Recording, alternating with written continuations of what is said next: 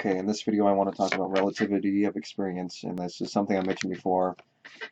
Like in many cases, there's only so much you can talk about. It's just about the convincing of people, obviously. That's what we're trying to do. It's about how many people you've convinced to do the right thing as opposed to the arguments you make. Obviously, the arguments, the things you're doing to convince them, the action that takes, obviously takes the argument, but there's only so much you can go over, and it's about convincing people once you've made the argument, the right argument.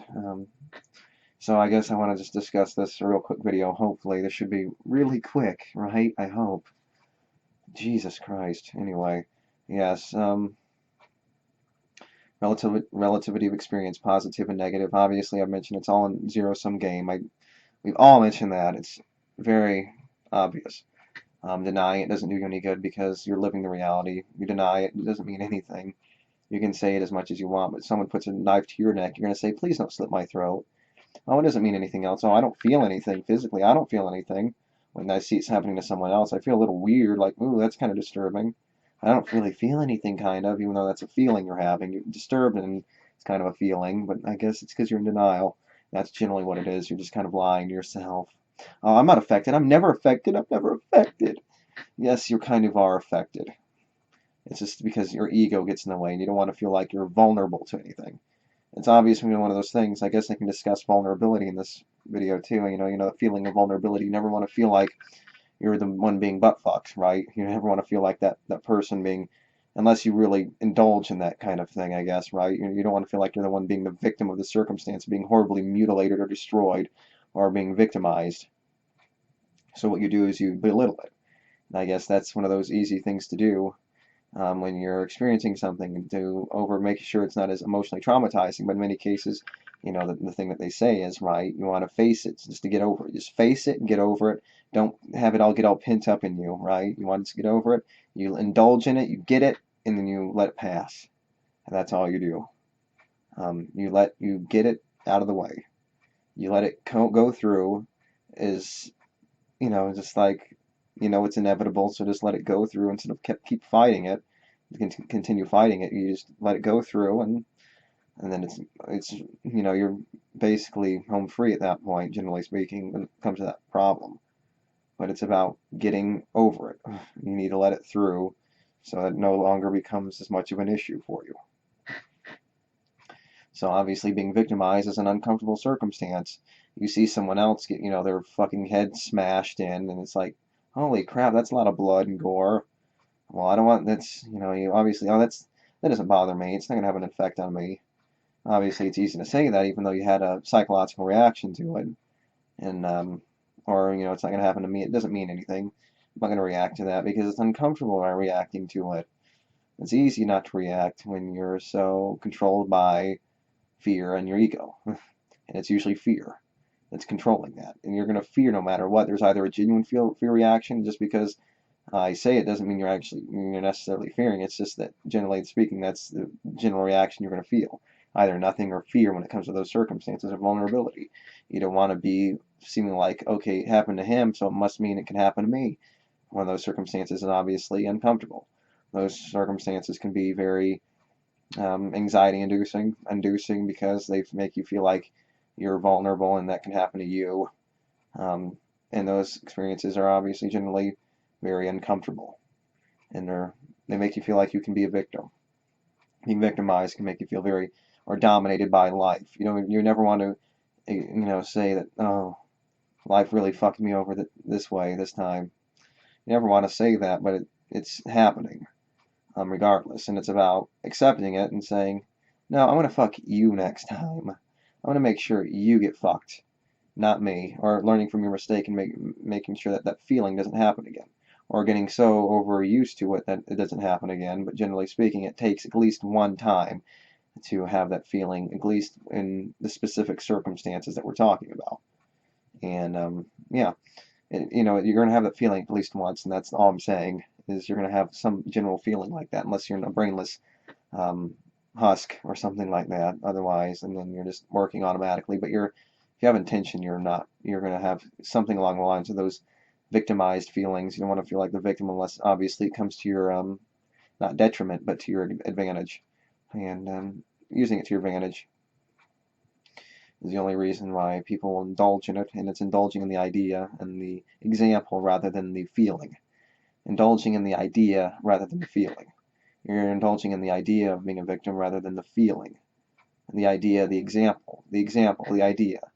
You list an example, oh, I was this, something bad happened, I want garner sympathy, as opposed to the actual feeling, actually going through it. And that's about disconnecting those two things, and being a victim and feeling the victimization, or the vulnerability, whatever it may be. You're not going to feel the vulnerability when you're using it to your advantage, unless you're experiencing it, and you experienced it, now you're using it to your advantage to get something out of your deprivation, or whatever it may be.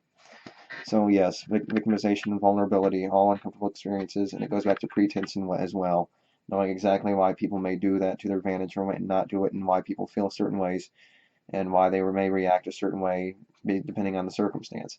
And it can be anger-induced, and you can see, well, based on my experience, I can see exactly where this person's coming from and why they're reacting the way they are, and it can kind of piss me off, right? Yeah, kind of, really. So, yes.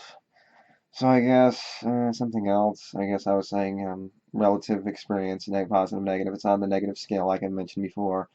Obviously, that's obvious. Obviously, obvious, obvious, obviously, obvious, obvious. That's obviously obvious, obvious, obvious, obviously. Yeah, say that. Obviously, obvious, obvious, obviously. It wasn't that hard, actually. So yes, it's you're on positive, negative scale. It's on a negative, but there's obviously the relationship. It's relative based on the previous experience where you are, but it's obviously generally, obviously, generally, um, about the relative relationship between an experience now and when you're going to have and what you previously had, where you are on the spiked graph, if you will, where you are on the how good you feel. It's relative to this position, the time, and the feeling. How much time has passed on the x-axis or the y-axis, and how much pain you're feeling on the y-axis. You're just going up and down, and it's relative based on where it was before, and it's how much space in between is the relative position and the relative number that we're going to be using, or that you use in relationship to the previous and the next experience you're going to have. So that's how it works, yes. So it's based on a zero-sum game, because we're based on projection, not only that, because they don't mean anything beyond that, because it's projections of our value, but it's also because we're just fighting. You need a negative first to make the positive. I mean, I've been over this before. I don't need to go on any longer, I don't think so. Just to make sure. Yeah, relativity of your experience, positivity and negative, positive and negative experience.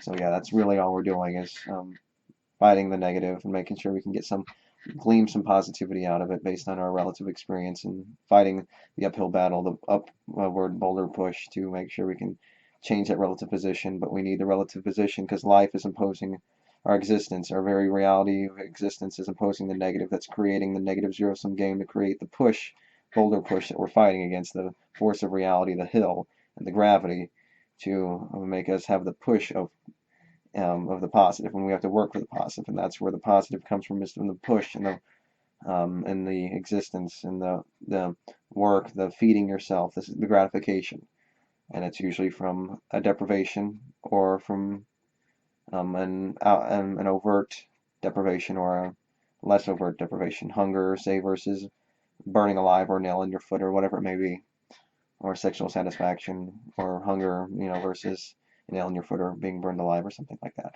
So yeah, that's really all I need to mention. It's the same old subject as before. I didn't forget as much in this video, so that's a good thing.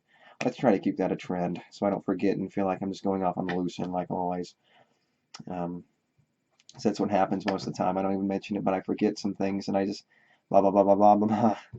I'm trying my best, okay? And there's so many ideas, and there's so many different videos, and I need to make sure I try my best, but there's only so much I can do.